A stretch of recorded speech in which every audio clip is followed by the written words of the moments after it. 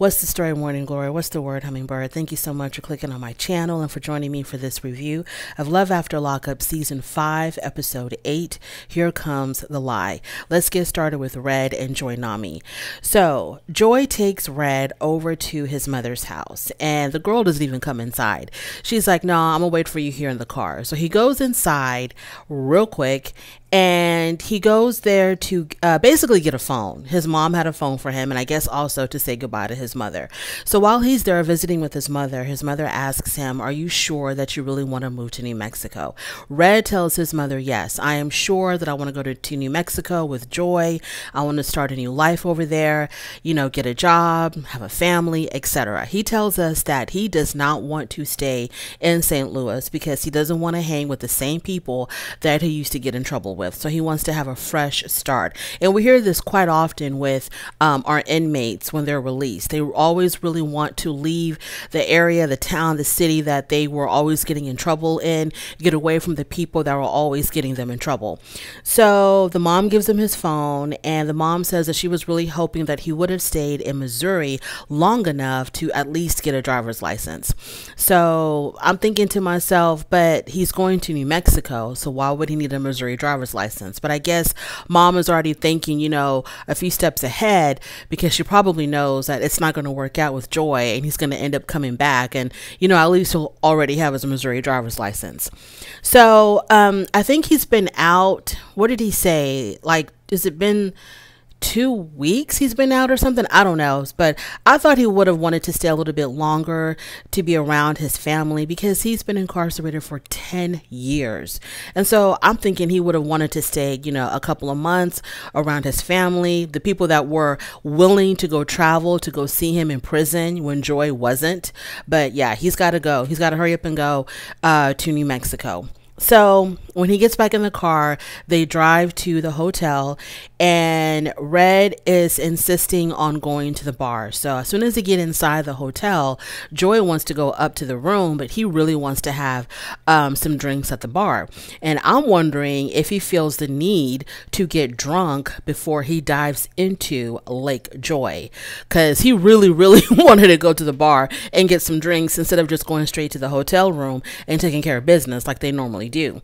So when they get to the elevator, so after they're drinking at the bar, they go to the elevator to go up to their room, and Red kicks the camera crew out right there at the elevators. He's like, y'all are not even gonna go to our room. We're gonna leave y'all right here in this lobby, and me and my woman, we're going to take it from here.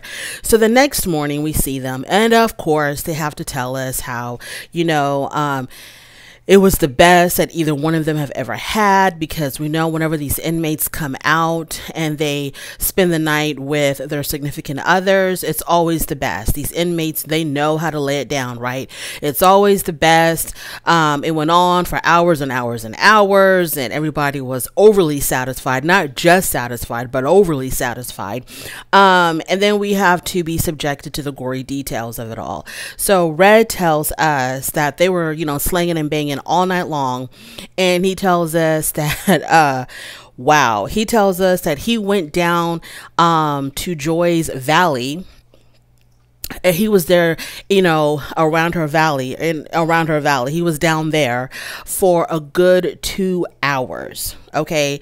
Someone corrected me in my comments and said that when a man does it to a woman, it's not fellatio, it's called cunnilingus or something like that. Cunnilingus. So he was up there doing his best, performing his cunnilingus on Joy. He says for 2 straight hours.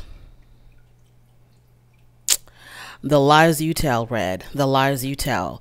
So after that, they get ready for the day, and Joy takes Red to the hair salon for him to get his locks retwisted. So she drops him off at the salon, and you know, she takes off. So as soon as she takes off, he takes out his phone and he calls Julie.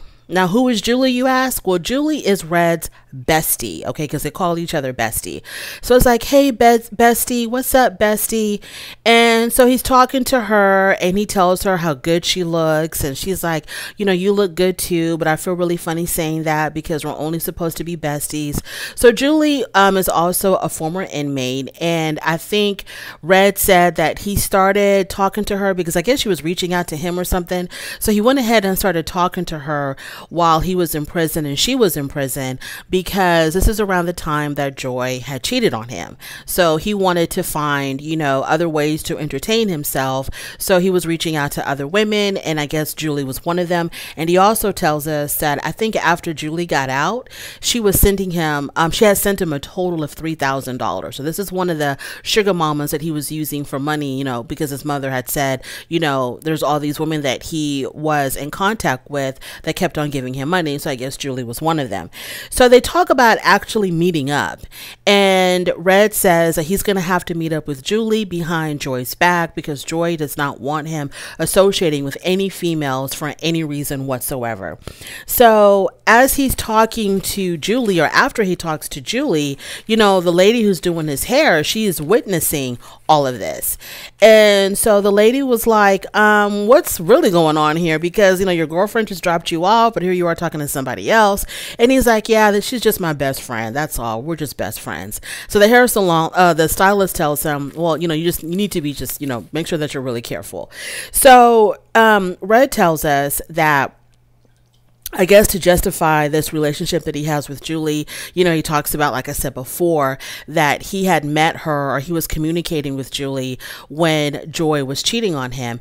And he says that he doesn't believe that Joy would ever have confessed about cheating if she had never gotten pregnant.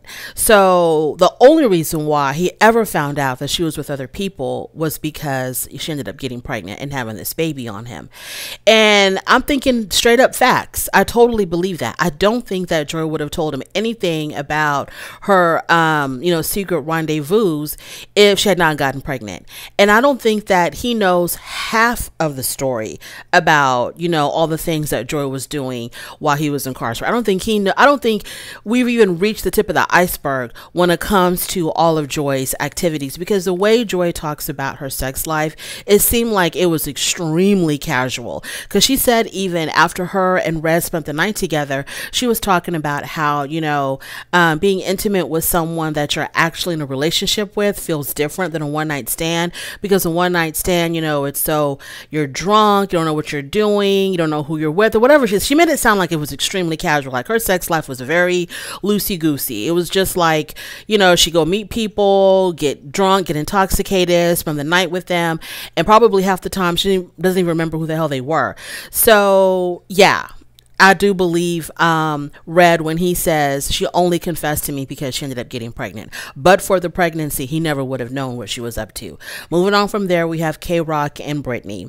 So K-Rock is taking, when we meet them, when we see them, when their segment starts, K-Rock and Brittany, they're in the bathroom, and Brittany is helping K-Rock take his testosterone injections. And normally he takes them once a week, but I think, you know, since being released, you know, he's kind of behind.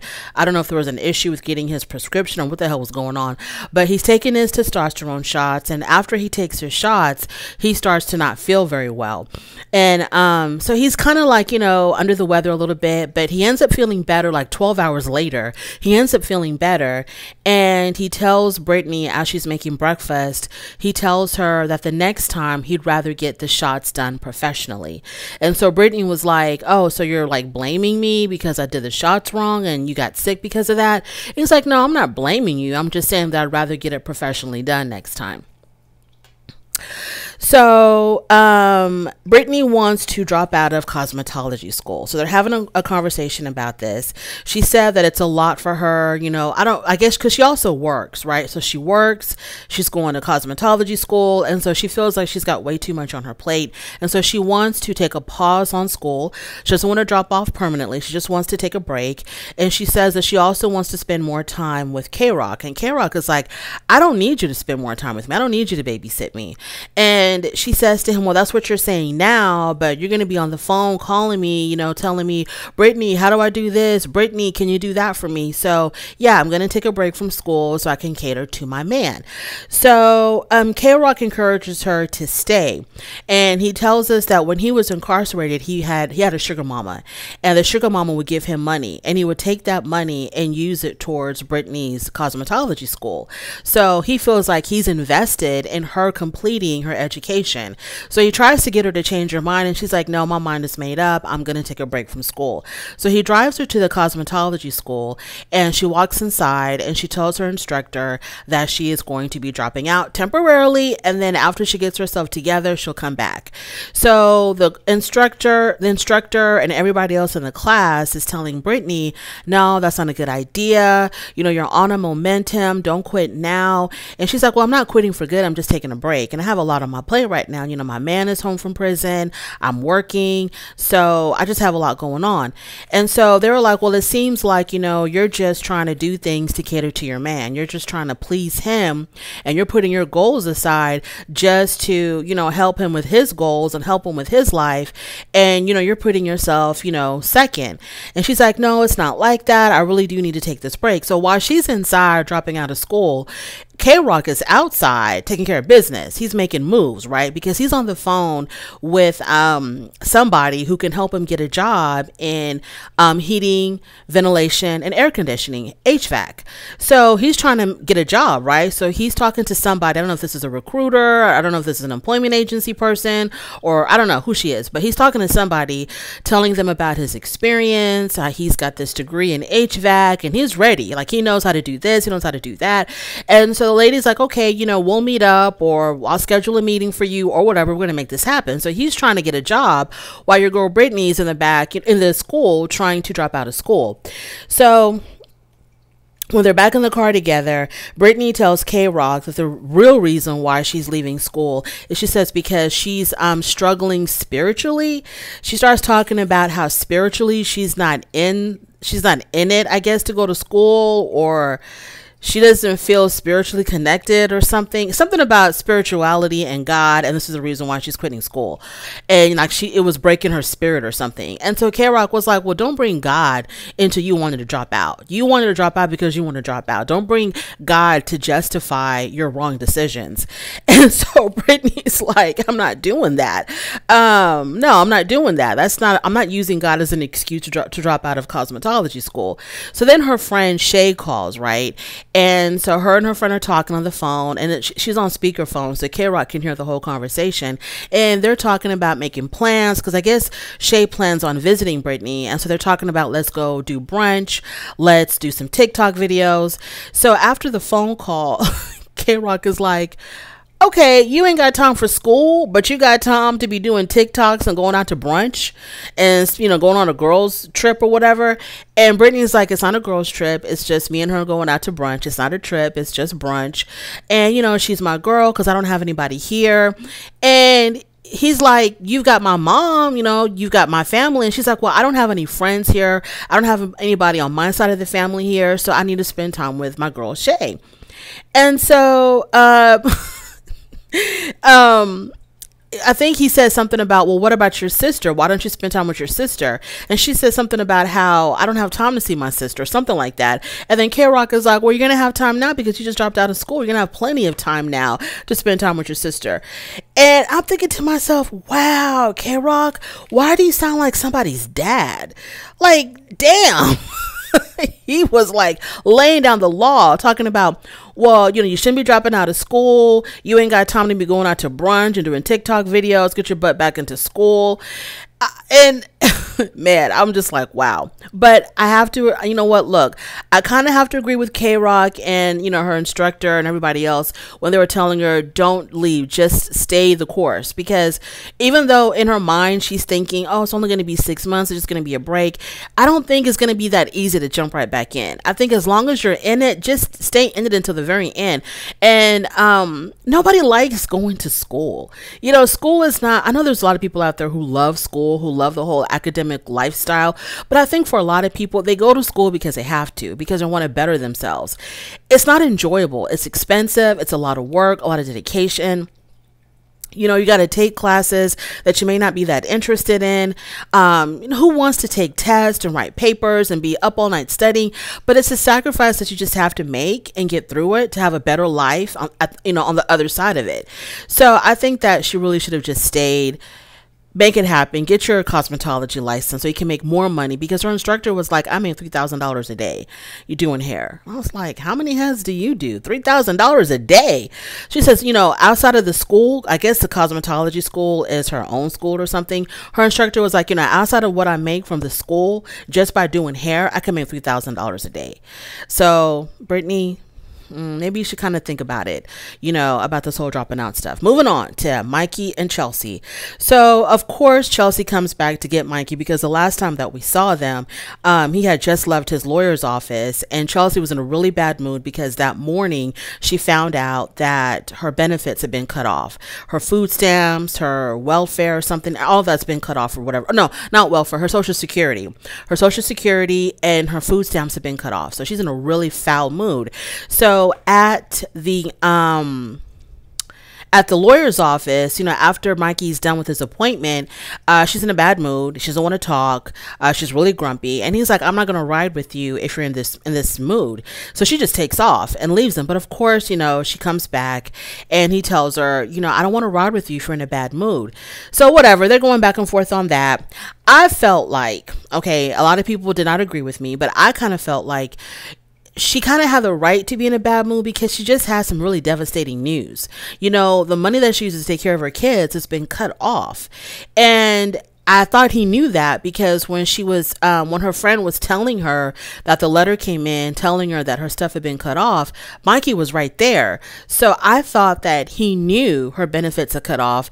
Therefore, he knew why she was in a bad mood. Now, she should not take it out on him, but I thought she had a right to be kind of grumpy. And I thought he knew why she was grumpy, but people were telling me that she should have communicated more to him and explained to him why she was in a bad mood and not just completely, shut him out or, just shut down and not communicate with him. So he gets in the car and Chelsea takes him to go see his 8-year-old daughter. And I think the daughter is at his sister's house. Or his mother's old house. So when they get there, Chelsea refuses to come out of the car because Mikey wants her to come inside and meet his daughter. And Chelsea, had told us that she has never dated a man who had children. So all of this is very new and very awkward for her. So she just doesn't feel comfortable meeting the little girl. So she stays in the car. So Mikey comes out of his car and the little girl comes running out of the house towards her daddy. And they have like the cutest, it was like the best reunion ever. I just love, because I thought she was going to be like kind of shy around him because he's been gone for, a few years. But no, she did not forget her daddy. She came running out, ran into his arms. He picked her up. They hugged. It was so beautiful to see them reunite, him and his daughter reunite. There's something about Mikey that I just really, really, really like. I hope he's not, fooling us and playing games with us because I really like Mikey. And, if we can get over Chelsea's, attitudes and whatever, I like Mikey and Chelsea together. But anyways, so they go inside the house and she had drawn a picture for her daddy. And I guess this is around Valentine's Day because the picture she drew herself and she drew her daddy. And her drawing was asking her daddy's drawing, will you be my Valentine? And she gives him a pencil and he writes, yes, I will on the drawing. It was just the cutest thing. And then she gave him some Valentine's Day candy. And then she showed him her height chart, how people will mark on the wall how their children are growing. And so she shows him her height thing, and it was just so adorable. Mikey is like, I don't know, it was just really sweet. And it just showed how, soft and tender and loving and caring Mikey is, because that's what his daughter brings out in him.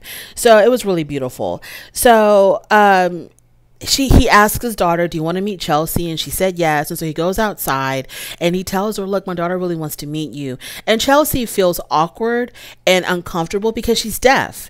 And she talks about how she wishes that she can just flip a switch and not be deaf anymore.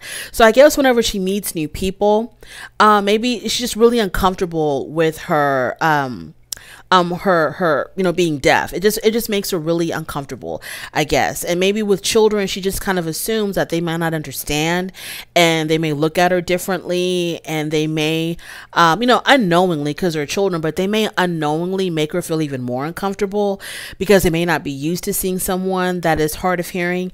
So she very, very reluctantly agrees to go inside and meet his daughter. But it was cute because I don't think she was prepared to see that the little girl knew a little bit of sign language, because Mikey has been teaching her. And that's another good thing about Mikey. He was teaching his daughter, basic sign language so that she can sort of break the ice with Chelsea. So they do that, and it was, I'm pretty sure, a whole lot better than what Chelsea thought it could have been, because the little girl was trying to connect with her thanks to Mikey. So Chelsea said that she felt very welcomed, and it just made her feel really good. So after that, the little girl, her mom comes to pick her up, and Mikey actually offers to introduce Chelsea to his ex, his daughter's mother. And Chelsea was like, no, she doesn't want to. She goes, I don't want to. And she got really nasty with it. She was like, no, I don't. What did she say? She goes, oh, hell no. I don't want to meet her. I don't want to be involved in your baby mama drama. That's exactly what she says. I don't want any baby mama drama. And I'm like, Chelsea, what baby mama drama are you talking about? The lady is just here to pick up her kid. You can't come outside and say hello. Like, she wants to be so serious with Mikey. She has already, made up her mind that she wants to spend her whole entire life with this man. And she wants him to meet her children and all this and that. But then she can't do the same for him. You know what I'm saying? His daughter is a big part of his life. And if you're going to be around his daughter, there is nothing wrong with you meeting the mother. But anyway, she was dead set against it. So, but I'm pretty sure it probably has a lot to do with her insecurity about being deaf. I think that basically was really driving her attitude about that. Was, she just probably felt uncomfortable meeting new people, and them knowing that she's deaf and going through that, awkward moment where they're like, oh, you're deaf, and maybe some people don't really take it well, or maybe some people look at her funny, and it makes her feel uncomfortable and self-conscious. But girl, you need to get over it, okay? It's 2023, and a lot of people are very open-minded and very accepting, so you need to get over that. So I was kind of upset that she didn't want to go out and meet Hadley's mother. But it is what it is. Moving on. Anthony and Sheree. So it is the day of Anthony's welcome home party. We see Sheree getting ready, and her hairstylist comes over. Her makeup artist come over to get her ready. She tells us that she spent $5,000 on this party. And y'all, when we got to the party, I was like, $5,000 where? $5,000 for this? Anywho, so the hairstylist is there at her apartment. They're getting her all dolled up. And while they took a break, her hairstylist pulled out the whole hookah machine, and her hairstylist was smoking hookah. And I was like, what the hell is going on here? Her hairstylist was smoking hookah during the break. And this is at the apartment. I'm like, what the hell is going on? So she's trying to call Anthony. For whatever reason, he's not answering, so she gets upset. So Anthony shows up at the apartment, and he's like trying to get ready for the party as well. And Sheree is like, I tried to call you, but you didn't answer. And he was like, yeah, I was busy. But he tells us that the reason why he couldn't answer the phone was because he was preparing things for the proposal. He plans on proposing to Sheree at the party. So we're finally at the party. Anthony is like Mr. Scrooge times 100. Like, he doesn't smile. He doesn't laugh. He is like super, super, super, super, super serious. There was a scene where he was in his confessional, and he's talking to us, right? And he's saying something like, I'm just going to paraphrase. This is not exactly what he said verbatim, but it was something to the effect of, yeah, y'all, I'm at the party. And I'm really excited. And he doesn't smile, or, man, okay, Sheree, look, honey, if you like it, we love it, okay? So At the party, none of Anthony's friends were there. I guess Sheree had invited them, but none of them showed up. I'm like, why? Not even a single friend decided to show up for him. And all of her friends are there. He doesn't know anybody. And he's talking about how he doesn't like it. He doesn't want to be there because he's not a party person. Oh, really? Shocker. I'm shocked that you don't want to socialize and dance and have a good time with people. So, Rich shows up. Rich is Sheree's ex and the father of her child. So he shows up. And remember, it was a big deal for Sheree to invite her ex to Anthony's party. I don't know if she thought these two men were going to start boxing over her and she was going to feel all special because she has two men fighting over her. I don't know why, y'all, the whole thing. Anyways, so Rich shows up and he's, you know, happy, go lucky, smiling, socializing, greeting everybody, like complete opposite of Anthony. And when he sees Anthony, you know, they greet each other.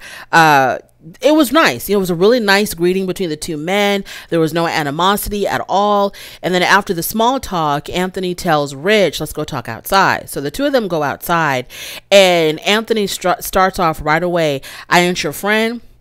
I don't want to be your friend. We will never be friends. We're just here for the boy Richie and blah, blah, blah, blah. So basically the whole conversation was, hey, we both want the best for Richie, blah, blah, blah. We need to coexist. And Rich was like, yeah, I have to know who my son's going to be hanging around with because you're going to be spending more time with my son than I am because you live with his mother. So yeah, we do need to get along and blah, blah, blah. We're all here for Richie, kumbaya. And at the end of it all, Anthony's like, yeah, and I just don't want you to forget that I ain't your friend and we will never be friends. I don't think, maybe that's the reason why nobody showed up for Anthony, because I seriously doubt that Anthony has any friends because he's just such a, So they go outside, they talk about the boy, blah, blah, blah. And back inside the party, Anthony gives a speech, you know, about, oh, you know, my girl Sheree, she did this whole party for me. I really appreciate her. She put her whole heart and soul into this party, blah, blah, blah. And he says, even though we're not married, because remember, Sheree had lied to everybody and told everyone when he was still in prison that they had gotten married in prison, but they didn't actually, they had planned on getting married. She planned a prison wedding, the dress, the ring, all of that, but it never went through because she ended up finding out right before they got married. She found out that Anthony was still legally married to his estranged wife, so they could not get married. But she told everybody that the prison wedding went through and that they did officially get married and were officially and legally husband and wife. So everybody is under the impression that these two people are legally married. So when Anthony is giving his speech, giving his things to Sheree, he tells everybody, yeah, even though we're not legally married, I want to spend the rest of my life with you. Then he whips out the ring and he asks her, will you marry me? And of course she says yes. So everybody is in shock and awe because they're like, wait a minute, we thought y'all were already married. Now his mother pounces on Sheree, and you lied to me. You told me that you was married to my son. You were married to my son. And Sheree was like, don't get on my case and talk to your son about it. And his mother says, no, I'm talking to you because you're the one that lied to me. You're the one that told me that you were married to my son. And so her brother's upset about it. Her brother was like, what the hell? This whole time I'm thinking y'all are married. And the sister-in-law's upset. Everybody's upset because they've been bamboozled. They've been lied to.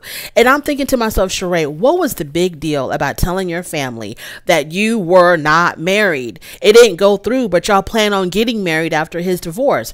I'm wondering if she felt like when they couldn't get married, maybe she began having doubts that he would want to marry her eventually, and she didn't want to be embarrassed by having everybody know that they were not even married and that he changed his mind about marrying her. And like, even if he did get the divorce, he probably would still have had cold feet about marrying her. I don't understand why she had to lie about it. It just doesn't make any sense. So in this moment where everybody is supposed to be happy for you, congratulating you on your proposal, they're all pissed at you because you made all of them look like Boo Boo the damn fool by lying to them for all these years. So after that, they got to leave because your boy Anthony has a curfew. So they're trying to get the hell out of Dodge. Sheree was like, you know, my family's mad, but I really don't care. I don't give a damn. Yes, you do. You cared enough to lie. Don't come up here and talking about, oh, I don't really care. I don't give a damn. You cared enough to lie to them for all of these years. So, you know, they hot tail it out of there. moving on to Louis and Melissa. So they talk about his damn teeth, right? Because it just came from a consultation with the dentist to figure out what to do with his decaying teeth. So reluctantly, Melissa agrees that he can go ahead and get the dentures because obviously $4,000 is a whole lot better than spending $35,000. So he's going to go ahead and get the dentures. And she's like, I just hope that he doesn't take him in and out when he's around me. I want him to get up early in the morning, to put his dentures on, because I don't want to see him without his dentures, or see him putting in the dentures, or see the dentures at all when they're not in his mouth. So I keep forgetting that Melissa's 39. She comes across really young, but she is 39 years old. Not to say that, 39 isn't young, because I'm way over that. But I thought she was like in her early 30s, but no, she's, knocking on the door of 40. So she's going to be leaving to go back home to New Jersey. And so she drops him off at his house, and he's like, hey, do you want to come inside and say bye to my mom? And she's like, hell no, I do not. So they talk about his mom and how crazy she is. And he's like, you know what, but she's still my mom and blah, blah, blah. And she's like, yeah, I can see she's already got you brainwashed. So she's on her way back to New Jersey. Now he goes inside and, the mom, they talk about Melissa, and Louis says, Mom, this is my woman, and I just need you to respect my relationship with her. And I just need you to kind of back off on the insults and, meddling into the relationship and getting really involved. I just need you to kind of back off a little bit. So after that, they talk about all the things that Louis put his mom through when he was on drugs and getting in trouble. And they have this moment where they hug and cry and realize that just the two of them, they have to be there for each other. And so it was a really beautiful moment to see that between him and his mom. But Melissa did say that she is very worried about leaving Louis with his mother, because she thinks that the mother is going to really coddle him and baby him and not allow him to be the man that he needs to be. So that's what she's really worried about. And of course, him being within the same vicinity of any other females. So that is my review, y'all. It's not as short as I wanted it to be, but I hope it was sweet. Thank you so much for joining me. I really do appreciate it. On your way out, please don't forget to rate the video. If you like this content, subscribe to my channel, and I'll definitely talk to you later. Bye.